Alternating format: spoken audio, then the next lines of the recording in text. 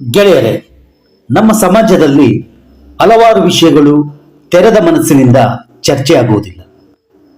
ಅದರಲ್ಲೊಂದು ಮದುವೆ ಆಗದೇ ಇರುವ ಮಹಿಳೆಯರ ಜೀವನ, ವಿಶೇಷವಾಗಿ ಅವರ ಭಾವನೆಗಳು ಮತ್ತು ದೈಹಿಕ ಅಗತ್ಯಗಳು.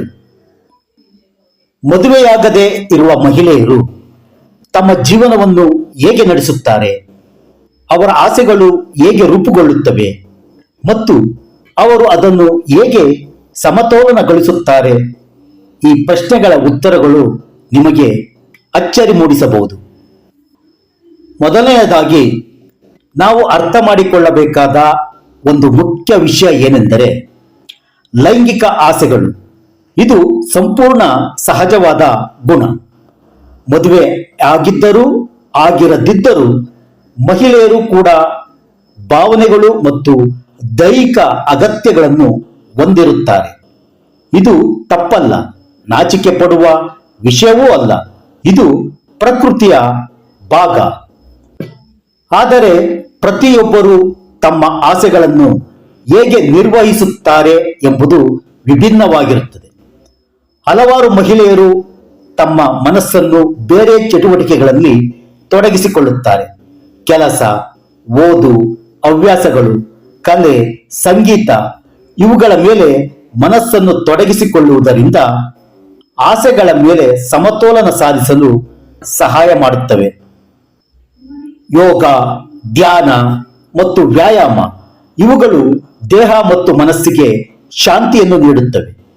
ಇವು ಒತ್ತಡವನ್ನು ಕಡಿಮೆ ಮಾಡುತ್ತವೆ ಮತ್ತು ಮನಸ್ಸನ್ನು ಸ್ಥಿರಗೊಳಿಸುತ್ತವೆ. ಈ ರೀತಿಯ ಆರೋಗ್ಯಕರ ಜೀವನ ಶೈಲಿ ದೈಹಿಕ ಮತ್ತು ಭಾವನಾತ್ಮಕ ಸಮತೋಲನವನ್ನು ಕಾಯ್ದುಕೊಳ್ಳಲು ಬಹಳ ಮುಖ್ಯ. ಒಂಟಿತನವು ಕೆಲವೊಮ್ಮೆ ಲೈಂಗಿಕ ಆಸೆಗಳನ್ನು ಹೆಚ್ಚಿಸಿದಂತೆ ಕಾಣಬಹುದು. ಆದರೆ ಸ್ನೇಹಿತರು, ಕುಟುಂಬ ಮತ್ತು ಹತ್ತಿರದವರೊಂದಿಗೆ ಉತ್ತಮ ಸಂಬಂಧ ಹೊಂದಿದರೆ ಈ ಒಂಟಿತನ ಕಡಿಮೆಯಾಗುತ್ತದೆ. ಭಾವನಾತ್ಮಕ ತೃಪ್ತಿ ಸಿಕ್ಕಾಗ ಜೀವನದಲ್ಲಿ ಸಮಾಧಾನ ಹೆಚ್ಚಾಗುತ್ತದೆ. ಇನ್ನೊಂದು ಮುಖ್ಯ ಅಂಶ ಅರಿವು ಮತ್ತು ಜವಾಬ್ದಾರಿ.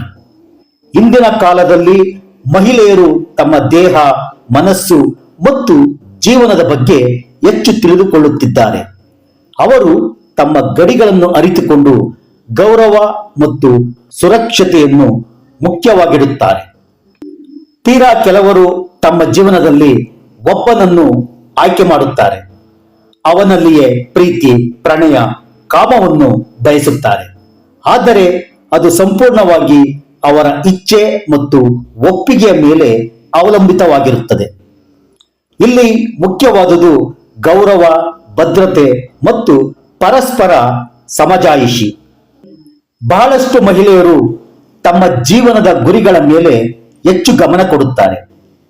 ಉದ್ಯೋಗ, ಸ್ವಾವಲಂಬನೆ, ಪ್ರವಾಸ, ಹೊಸ ಕೌಶಲ್ಯಗಳು ಇವು ಜೀವನದಲ್ಲಿ ಸಂತೋಷ ಮತ್ತು ತೃಪ್ತಿಯನ್ನು ನೀಡುತ್ತವೆ. ಕೊನೆಯಲ್ಲಿ ನಾವು ಅರ್ಥ ಮಾಡಿಕೊಳ್ಳಬೇಕಾದ ಮುಖ್ಯ ಸಂಗತಿ ಏನೆಂದರೆ ಮದುವೆಯಾಗದೇ ಇರುವುದರಿಂದ ಯಾರೂ ಅಪೂರ್ಣರಾಗುವುದಿಲ್ಲ. ಪ್ರತಿಯೊಬ್ಬರೂ ತಮ್ಮ ಜೀವನವನ್ನು ತಮ್ಮ ರೀತಿಯಲ್ಲಿ ಸಂತೋಷದಿಂದ ಮತ್ತು ಸಮತೋಲನದಿಂದ ನಡೆಸಬಹುದು. ಲೈಂಗಿಕ ಆಸೆಗಳು ಜೀವನದ ಒಂದು ಭಾಗ ಮಾತ್ರ, ಸಂಪೂರ್ಣ ಜೀವನವಲ್ಲ. ಗೆಳೆಯರೇ, ಈ ವಿಡಿಯೋ ನಿಮಗೆ ಉಪಯುಕ್ತವಾಗಿದೆ ಎಂದು ಅನಿಸುತ್ತಿದ್ದರೆ ಲೈಕ್ ಮಾಡಿ, ಶೇರ್ ಮಾಡಿ ಮತ್ತು ನನ್ನ ಚಾನೆಲ್ ಅನ್ನು ಸಬ್ಸ್ಕ್ರೈಬ್ ಮಾಡೋದನ್ನ ಮರೆಯಬೇಡಿ. ಧನ್ಯವಾದಗಳು.